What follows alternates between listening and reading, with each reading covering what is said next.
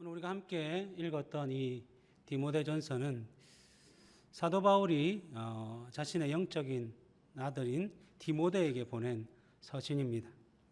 바울은 디모데와 함께 전도 여행을 다니던 중에 이 마게도냐로 넘어갈 때쯤 이 디모데로 하여금 이 에베소 교회에 머무르며 말씀을 가르치도록 하였습니다.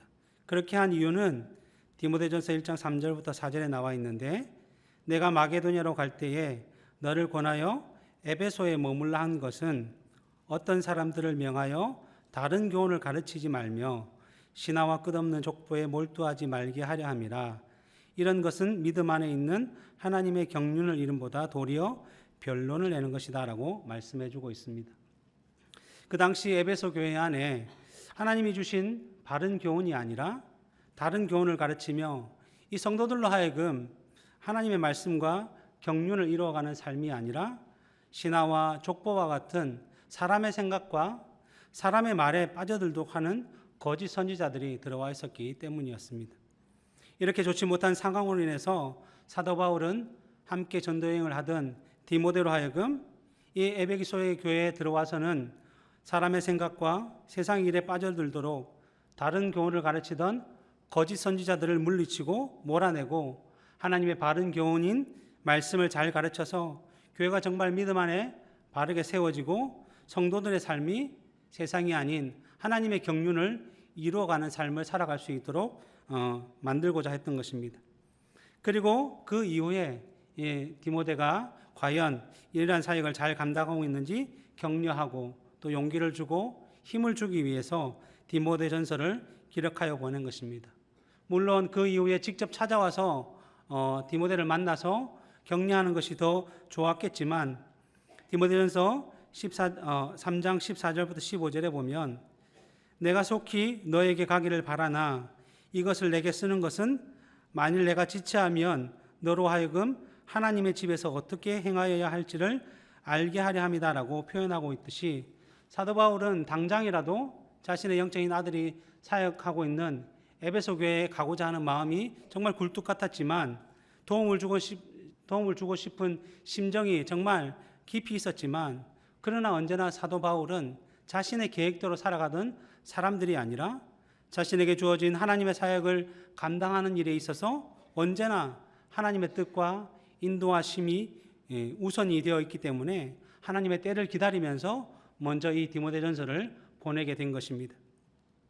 그러한 가운데 오늘 본문 11절을 살펴보면, 먼저 사도 바울은 교회를 해방하고 미혹하고 있는 거짓 선지자를 대적하여 바른 교훈을 가르치고 있는 디모데로 하여금 너 하나님의 사람아 라고 부르고 있습니다. 여기서 사도 바울이 디모데를 하나님의 사람이라고 부르고 있는 그 의미는 우리가 두 가지로 살펴볼 수 있는데, 먼저 첫 번째는 그가 에베소에 갑자기 젊은 나이에 사역을 하기 시작하게 된 것이 단지 사도 바울이 너 거기 가서 사역을 해야 되겠다, 지금 상황이 좋지 못하고 환경이 좋지 못하니까 너가 빨리 이 일을 맡아야 되겠다라고 해서 그렇게 하고 있는 것이 아니라, 하나님으로부터 부르심을 받았기 때문에 너가 그 자리에 있으니 너는 좀 더 힘을 내고 용기를 내어서 너에게 주어진 사역을 잘 감당해라라고 용기를 주고 있는 것입니다. 그리고 하나님의 사람이라고 표현을 한 또 다른 이유는 무엇인가 하면, 구약에서는 하나님의 말씀을 대언하는 선지자들을 주로 하나님의 사람이라고 표현하고 있습니다. 그래서 이런 선지자들은 하나님께서 가서 말씀을 전하라라고 말씀하시면 그곳이 어느 곳이든지, 아니면 왕의 앞이라도, 아니면 하나님을 전혀 알지 못하는 이방인들 앞이라고 할지라도 하나님이 주신 말씀을 그대로 가감하지 아니하고 전했던 사람들이 바로 하나님의 사람인 선지자들이었습니다. 그러기에 사도 바울은 이 디모데를 하나님의 사람이라고 부르면서 너도 마찬가지로 너의 사역을 통해서 바른 교훈인 하나님의 말씀을 가감 없이 잘 전하고 담대하게 선포하여서 힘있게 용기를 가지고 그 일들을 행하도록 그 권위를 인정해 주는 것이었습니다. 그러면서 동시에 사도 바울은 하나님의 사람인 디모데에게 이것은 피하고 의와 경건과 믿음과 사랑과 인내와 온유를 따라야 한다라고 말씀하고 있습니다. 피할 것은 피하고 해야 될 것은 해야 한다라고 말씀하고 있습니다. 이 말씀의 대상이 비록 디모데였다고 할지라도 하나님께서는 하나님의 사람이라고 불리는 모든 사람들, 오늘날 우리들까지도 동일하게 이러한 말씀을 통해서 피해야 할 것은 피하고 해야 될 것은 반드시 해야 된다라고 말씀하고 있습니다. 그렇다면 하나님의 사람이 여기서 피해야 할 것이 무엇인가 하면 오늘 우리가 읽은 본문 앞절인 디모데전서 6장 전반부에 잘 기록되어 있는데 제가 한번 말씀드리면 그것은 뭔가 하면 바른 교훈이 말씀이 아니라 다른 교훈을 따라 살아가게 되면 사람이 교만하게 되고 그 마음이 부패해서 진리를 잃어버려서 정말 경건조차 하나님을 예배하는 이것조차 이익의 방도로 삼는다는 것입니다. 하나님께 드려야 할 이 예배를 자신의 이익을 위해서 사용하게 된다는 것이죠. 그렇다 보니 그들의 눈과 생각이 하나님이 아닌 세상을 점점 향하게 되고 그래서 그들의 행복의 기준이 세상의 소유나 부가 되기 때문에 주어진 것에선 만족하지 못하고 자족하지 못하고 더 많이 모으면 모을수록 행복하다는 이런 착각에 빠져들게 된다는 것입니다. 그러나 그들이 원하는 대로 다 모았다고 할지라도 그들이 소유하고 이루고자 하는 세상의 가치로 인해서 그들이 점점 기뻐하고 즐거워해야 되는데 오히려 그렇지 못하고 점점 시험과 올무와 여러 가지 어리석고 해로운 욕심에 떨어지고 사로잡히게 되어서 그 길에서 헤어나지 못하고 결국에는 멸망의 길로 걸어갈 수밖에 없다라고 말씀하고 있는 것입니다. 그리고 그 중에 특히 돈을 사랑하는 것이 일만하게 뿌리다라고 말씀하고 있는데 그 이유는 우리가 생각하지 못한 헤아릴 수 없는 악한 생각과 욕망과 탐심이 돈을 사랑하는 마음으로부터 출발한다라고 말씀하고 있기 때문입니다.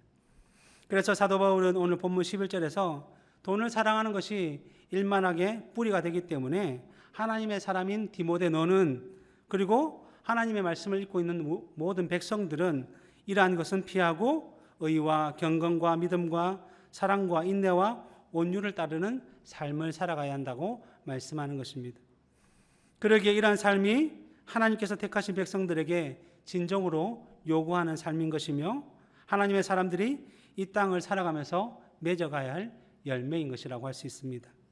그러면서 오늘 본문 12절에서 이러한 열매를 삶 가운데 맺기 위해서는 너는 반드시 믿음의 선한 싸움을 싸워야 한다라고 말씀하고 있습니다. 물론 이러한 것은 앞에서도 말씀드렸듯이 디모데뿐만 아니라 디모데가 섬기는 에베소 교인들 그리고 오늘날 우리에게도 동일하게 적용되는 것임을 우리는 분명하게 기억해야 할 것입니다. 그렇다면 왜 그러한 열매를 맺기 위해서 우리가 믿음의 선한 싸움을 싸워야 하는가라고 한다면 이 세상을 살아가는 우리들이 가지고 있는 약점 중에 하나가 처음에는 말씀의 원리로 시작하였는데 돈이 개입되고 세상의 방법들이 개입되기 시작하면 점점 그 원리가 돈의 원리로 세상의 원리로 풀어가고자 하는 마음들이 더 커져간다는 것입니다. 왜냐하면 우리가 살고 있는 것이 이 세상이고 또 우리 주변에 믿지 않는 사람들이 언제나 세상의 방식과 가치를 따라 살아가고 있기 때문에 우리도 눈에 보이는 대로 현실에 부딪히는 그 모습대로 세상의 원리를 따라 살아가고자 할 때가 많이 있다는 것입니다. 그러기에 우리는 세상의 원리와 방법들을 우리 각자의 삶 가운데서 점점 없애버리고 제거하지 않는다면 그로 인해서 하나님보다는 점점 세상을 의지하게 된다는 것입니다. 사도 바울도 이러한 사실을 잘 알고 있었기 때문에 빌립보서 3장에 보면 무엇이든지 자기에게 유익을 주던 세상의 것들을 예수 그리스도를 더 알고 또 더 잘 믿기 위해서 해로 여기고 배설물로 여겼다라고 말씀하고 있습니다. 이처럼 하나님께서는 자기 백성들을 부르셔서 하나님의 사람으로 만들어 가시는 그 원리는 세상의 원리와는 전혀 다른 오히려 정반대의 것이며 이 세상의 원리에 대해서 늘 믿음의 선한 싸움을 싸우도록 요구하고 있다는 것입니다. 그러기에 이 믿음의 선한 싸움을 싸워야 한다는 그 의미는 전쟁에 임한 병사가 전쟁의 승리를 하기 위해서 잘 훈련되어지고 또 그 자신을 훈련한 그 지휘관의 지휘를 잘 따라서 정말 일사불란하게 잘 움직였을 때에 전쟁에서 승리를 쟁취하듯이 그러한 싸움을 싸워야 한다는 것입니다. 또 운동선수가 자기를 가르치고 있는 감독이나 지도자들의 훈련 방식을 따라서 계속적으로 준비해왔던 것을 최선을 다해서 수행함으로 경기를 이기고자 하듯이 우리가 그러한 싸움들을 싸워야 한다는 것입니다. 하나님께서 말씀하신 그 바른 교훈의 내용을 따라서 늘 준비하고 연습해서 정말 사단과 세상의 유혹과 공격을 이기고 승리하는 삶을 살아가도록 해야 하는 것이 바로 우리에게 주어진 임무라는 것입니다. 그런데 그렇게 살아가기가 정말 힘들다라는 것입니다. 이 세상에서 그러한 싸움들을 싸우며 이기며 살아가는 삶이 정말 힘들다 할 수 있습니다. 오늘 제가 2부 예배 후에 저기 3층 로비 뒤쪽에서 성도들에게 인사를 하고 있는데 한 집사님이 오셔서 제 어깨를 이렇게 툭 치시는 거죠. 제가 아니 집사님 왜 제 어깨를 치시나요? 라고 했더니 그 집사님이 하신 말씀이 뭘까요? 아니 목사님 설교 중에 나가면서 부딪히면 감사합니다라고 해야 되는데 왜 안 하냐고. 그래서 이처럼 목사님 저도 5분 전 10분 전에 말씀을 들었는데 나가면서 잊어버렸는데 여러분은 얼마나 힘들겠습니까? 그렇다고 우리는 이제 포기하고 하지 말자 이러는 것이 아니라 하나님께서 우리를 하나님의 사람으로 부르시고 그 길을 걸어가며 믿음의 선한 싸움을 싸우라고 하셨다고 한다면 우리는 하나님을 의지하면서 끝까지 싸워가야 할 것입니다. 그리고 또 우리에게 주어진 다른 문제는 무엇인가 하면 우리가 이 땅에 살고 있지만 이 땅에서 구별되어서 거룩한 삶들을 살아가서 세상의 가치를 의지하지 아니하고 하나님만 바라보며 살아가야 하는데 우리의 마음속에는 또 다른 마음이 있어서 하나님도 잘 믿고 세상에서도 좀 넉넉하고 부요하고 풍성하게 살기를 바라는 마음이 늘 있다라는 것입니다. 하지만 마태복음 6장 24절에서 예수님께서 말씀하셨듯이 하나님과 재물을 동시에 두 주인으로 섬길 수 없는데 그 이유는 하나님을 중히 여기면 재물을 경히 여기게 되고 재물을 중히 여기면 하나님을 경히 여기기 때문이라는 것입니다. 그러기에 세상의 내용과 신앙의 내용을 둘 다 잡기 위해서 이렇게 양다리를 걸치고 있게 되면 두 주인을 섬길 수 없기 때문에 당장 한쪽으로 기울어지게 되어 있는데 그러한 가운데서 죄인된 우리는 늘 하나님이 아닌 세상을 향하여 기울어지게 되어 간다는 것입니다. 그래서 사도 바울은 이러한 가운데 우리의 눈과 마음이 세상의 가치와 원리가 아니라 하나님의 말씀을 계속적으로 바라보도록 하기 위해서 너희는 끝까지 믿음의 선한 싸움을 싸우라라고 말씀하고 있는 것입니다. 우리의 건강과 우리의 부와 명예와 지식과 자존심을 지키기 위해서 싸우라라고 하는 것이 아니라 우리는 의와 경건과 믿음과 사랑과 인내와 온유를 따르도록 부르심을 받은 하나님의 사람들이기 때문에 이것을 위해 믿음의 선한 싸움을 싸우라라고 말씀하고 있는 것이며 하나님께서는 이러한 우리들을 거룩한 믿음의 싸움터로 늘 불러내고 계시는 것입니다. 그러나 이러한 싸움을 싸울 때에 자기를 자랑하고 자기를 높이고 자기를 내세울 때는 그 마음 속에 생각 속에 언제나 화가 나거나 불평과 성질이 가득할 뿐이기 때문에 그로 인해서 많은 근심이 자기를 찌르고 힘들어서 열매를 맺지 못하게 되는 것입니다. 그래서 사도 바울은 좀 더 강력하게 오늘 본문 13절 14절에서 만물을 살게 하신 하나님 앞과 본디오 빌라도를 향하여 선한 증언을 하신 그리스도 예수 앞에 내가 너를 명하노니 우리 주 예수 그리스도께서 나타나실 때까지 흠도 없고 책망받을 것도 없이 이 명령을 지키라라고 말씀하고 있습니다. 먼저 만물을 살게 하신 창조주 하나님은 모든 만물과 생명의 근원이 되시고 또 본디오 빌라도 법정에서 십자가형을 선고받고 죽으시고 부활하심으로 자기 백성을 구원하신 예수 그리스도께서는 자기 백성들의 생명의 구주가 되십니다. 그러기에 요한복음 17장 3절에서도 영생은 곧 유일하신 참 하나님과 그가 보내신 자 예수 그리스도를 아는 것이다라고 말씀하고 있습니다. 그러기에 우리가 참된 생명을 얻고 취하고 누리기 위해서는 우리의 눈과 마음이 세상이 아니라 언제나 하나님과 예수 그리스도를 향해서 바라보고 있어야 한다는 것입니다. 그리고 그러한 하나님과 예수 그리스도께서 우리에게 명령을 주셨는데 구원 사역을 성취하시고 승천하신 예수님께서 이 땅에 다시 오시는 그 재림 때까지, 이 땅에 다시 오셔서 세상을 심판하실 그때까지 하나님의 사람들은 반드시 자기의 것이나 세상의 것을 드러내는 것이 아니라 우리가 알고 있는 세상의 것으로도 싸워서는 안 되고 오직 하나님의 뜻을 따라 하나님께로부터 온 것을 지키고 고수하기 위해서 믿음의 선한 싸움을 하라는 것입니다. 이 세상은 언제나 우리를 핍박하고 우리에게 고난을 주고 어려움을 주어서 정말 세상의 가치와 원리로 그것을 풀어내고자 우리를 유혹하고 때로는 좌절시키기도 하는 것입니다. 예를 들어보면 온전하고 정직하여서 하나님을 경외하던 그 악에서 떠난 삶을 살던 그 욥을 이 사단이 시기하여서 그가 가진 재물과 소유와 자녀와 건강까지 그 모든 것을 다 빼앗아가기까지 욥의 신앙을 흔들고 공격을 했던 것입니다. 그런데 그러한 사단이 지금 우는 사자와 같이 하나님의 사람들을 바라보면서 그들로 하여금 하나님의 사람으로 살아가지 못하도록 미혹하고 공격하고 멸망과 파멸의 길로 이끌어가고자 한다는 것입니다.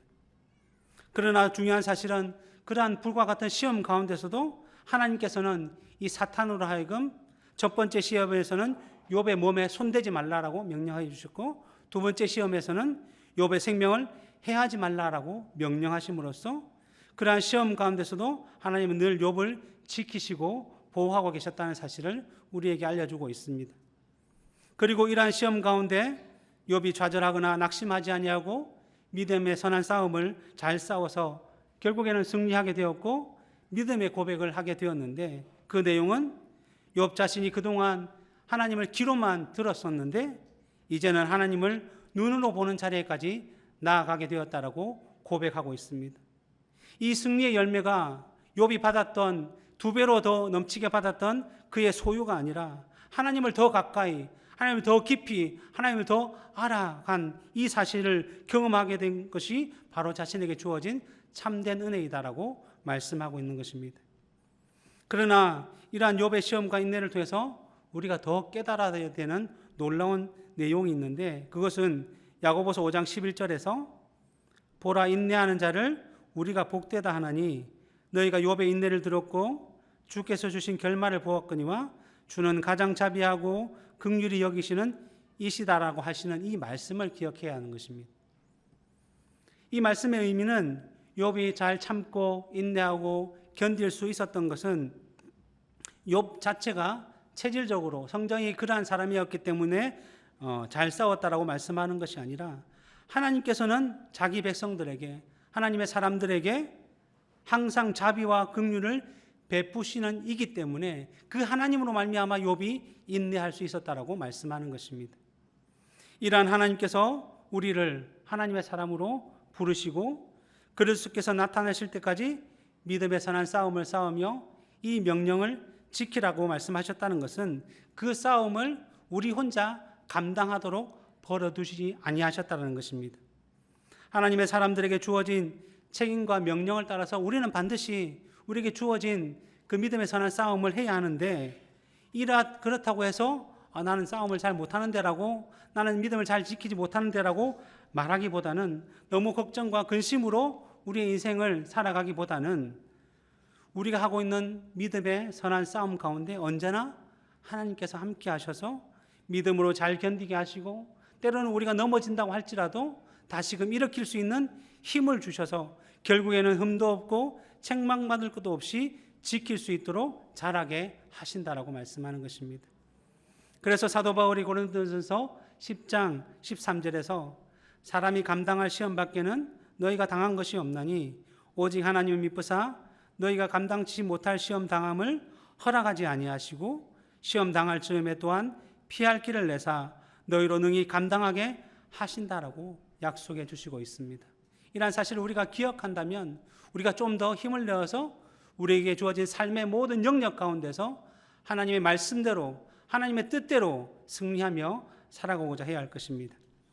그리고 디모데전서 6장 15절에 보시면 기약이 이르면 하나님의 때가 되면 하나님이 나타내심을 보이시는데 하나님은 복되시다라고 말씀하고 있습니다.